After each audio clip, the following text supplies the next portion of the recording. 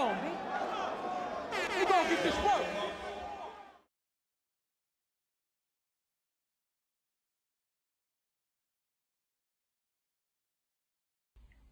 I'm gonna show you some magic.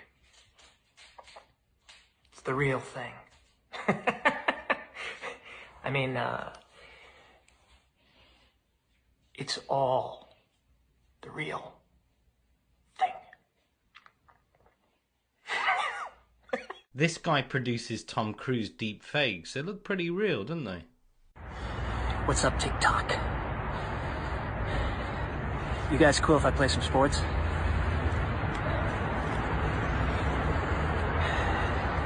I love it.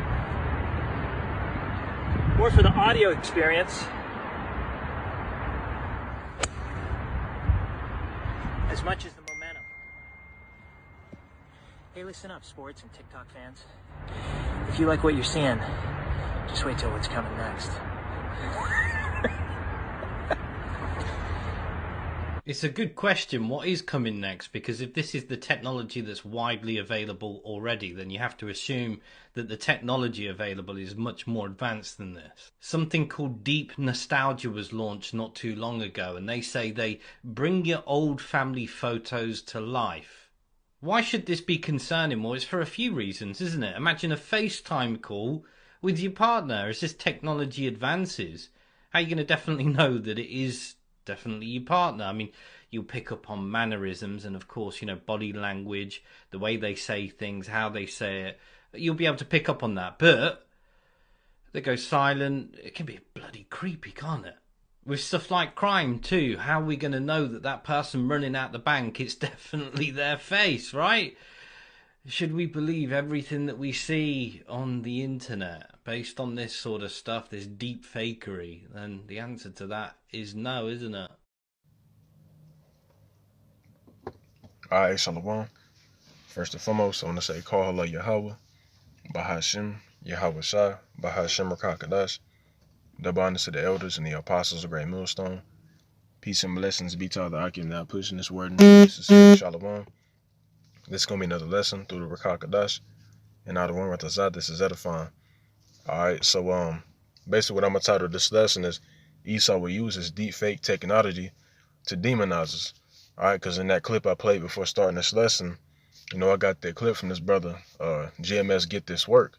He uploaded this, and it shows you how Esaw has the technology to make you seem like somebody else that you're really not, right? Make it seem like you did things that you didn't really do, et cetera, et cetera. And he's going to use that to the best of his ability, man, right? I remember I brought out this lesson a couple months ago on this movie called The Dark Web. It shows you that Esaw has the technology to basically Photoshop your face on somebody else's face and make it seem like you did some shit that you didn't really do, man, right? They got the technology where they can make it seem like you said things that you didn't really say, man. Esaw gonna do that too, brothers, man. Right? And it can well happen after the Passover, man. Because what happened last year around the time of the Passover, man? Right? The C-19 broke out, man, so to speak. Right? So ain't no telling what's gonna happen this time, man. And I don't want to say, shit really go down, man. All right. But we in that time where we're gonna be demonized, man. Right? So it's crucial to fast and pray as much as you can so that, you be good in this time, man. Right? Because it's going to be a lot of cats that ain't going to be straight because they take this truth for a joke. A lot of cats think this thing's about fashion shows, think it's a new trend. You know what I'm saying? It's to get bitches, and when it's not about that, man. This thing is deadly serious. It's a matter of life and death, man. Because brothers are going to have to lay their life down for this truth. You're going to have family turning their back on you, right? That's written in the book of Luke, the 21st chapter. Let's grab it, man. And I'm gonna kind of flow through the spirit with this lesson. I ain't intending it to be long at all, man. All right, but this is Luke 21.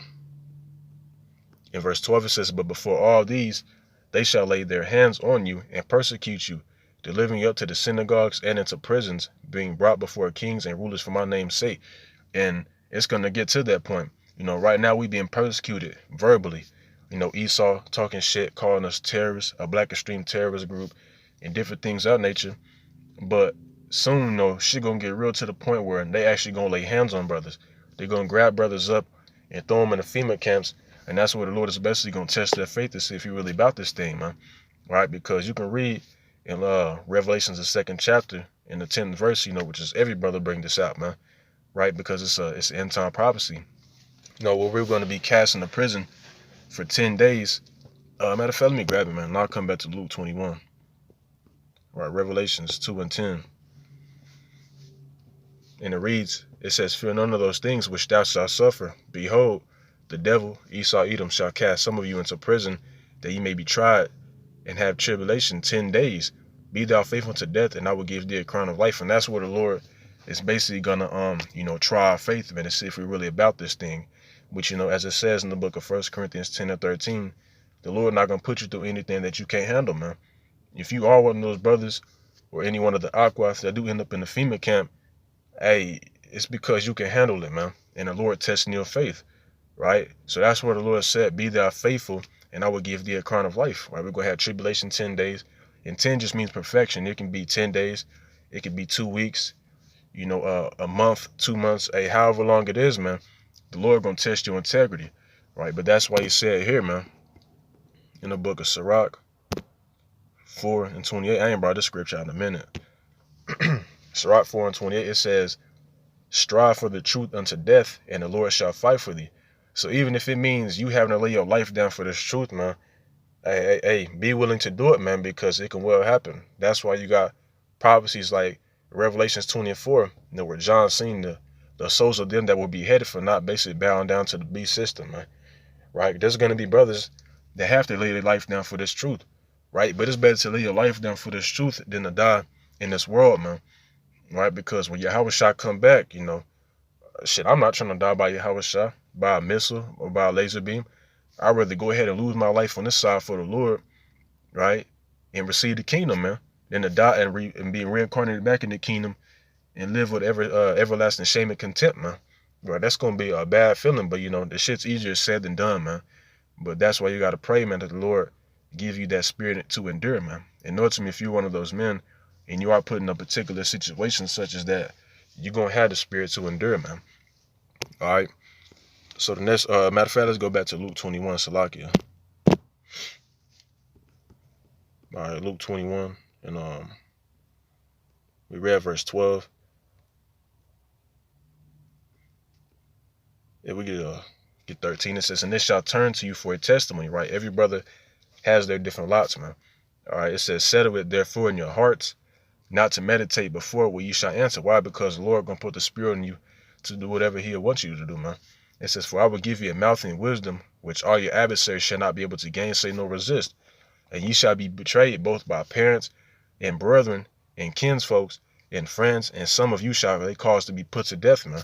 Right, so there it is. You're going to have some of our own family members, people that say love you to death, say they'll die for you, your homeboys say that shit, man. But you really can't believe that, man. You can't have the mindset of, oh, yeah, he ain't going to fold on me, because you never know, man. They can say that shit all they want to, but what's going to happen when it's crunch time, man? Where they might even be put to death for what you do, man. They going to fold on you, man, because that's how shit works in the world, man. If it ain't a brother and it's truth, man, I wouldn't put no trust in them, man. All right, because 9 times out of 10, if they're not in this truth, they gonna fold on you, man. Point blank, period. Right? Why? Because they're gonna believe anything and everything that Esaw puts out in the media, man. Now, you can bring out Project Megiddo all you want to, and Jake's still gonna fold to you because they put their trust in this man's system. They believe anything and everything that Esaw says, man. Just look at all the dummies wearing masks. You still got people wearing masks today, man. Right? Just retarded. Right? But let me also grab this, because the Lord said that they were going to believe a lie. Roughly paraphrase 2 Thessalonians 2 and 9. And it says, even him whose coming is after the working of Satan with all power and signs, lying wonders, right? And that demonization he's going to do is after the working of Satan, man. That technology that he has to basically make it seem like brothers did some shit they didn't do, man. That's after the working of Satan, man. Because he is Satan's physical counterpart on the earth, man. It says, with all deceivableness of unrighteousness in them that perish, because they receive not the love of the truth, that they might be saved, right? And how is he going to be deceiving a lot of people, man? Through his media, man. It's witchcraft. It goes back to the sorceress Medea, man, right? But, Jake going to be Jake, man. Those same spirits that betrayed the Lord back then, they're reincarnated on earth today, man. So if we're teaching what the Lord was teaching, man, and we coming in his name, Yahweh Shah, What makes you think they're not going to betray us, man? Because the Lord strictly said that the servant is not greater than the master, man. You know what I'm saying? Shit, if our king went through it, then what makes you think we're not going to have to go through it, man? You know what I'm saying? And what should motivate you, man, is there's going to be some brothers that have to go through it, man. And you got to have that battle mentality. You know what I'm saying? I always think about this, man. I always think about, you know, in the ancient world, how we still go to battle with the Hamites and shit. You know, and it get me pumped up because it's like, shit, I'll be willing to die for one of my Akim next to me in that case, man. But you got to have that same mindset when it comes to Esaw, you know, throwing brothers in the jam and possibly putting them to death, man. Now, of course, we're not going to act carnally. We're not going to try to fight against Esaw, but it's spiritual, man. But you got to have that same warrior mindset as our forefathers did, man. Right? So, the next scripture I'm trying to grab is the book of Psalms 35, and I'll probably close out. So that's really all the Spirit gives me.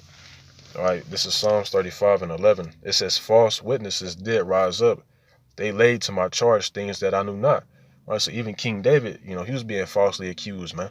Right, and we're going to be falsely accused as well, man. All right, that's what the Lord said that, all these things that were in the foretime are written for our learning, man. Right, because you got to respond the same way that our forefathers responded, man. That's why they're written in the scriptures, man, so that we will learn. Slakia, right? And even got some of our forefathers making mistakes, man. But it's written so that we will learn from their mistakes. Like you got the saying in the world, you know, you learn from somebody's mistakes, man. Right? Verse 12 says, they rewarded me evil for good and to the spoiling of my soul. And that's exactly what Esau's getting ready to do, man. Reward us evil for good because this truth is good, man. This is the only light of this world. But he gonna demonize the shit out of us, man. And even cause some of us brothers to be put to death. But that's all good because, like I said, man, you're going to be the first raised when Yahweh shall come back, man. All right.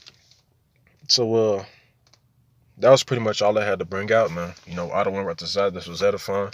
You know, continue to, you know, build your spirit up, you know, for the times that we're coming into, man, because this is the type of shit we're going to have to face, you know. But with that being said, before I close out, I want to say, call Yahweh Shema Shah, Bahashem, Rakah Kadash. And with that, I say Shalom. Abba Baba.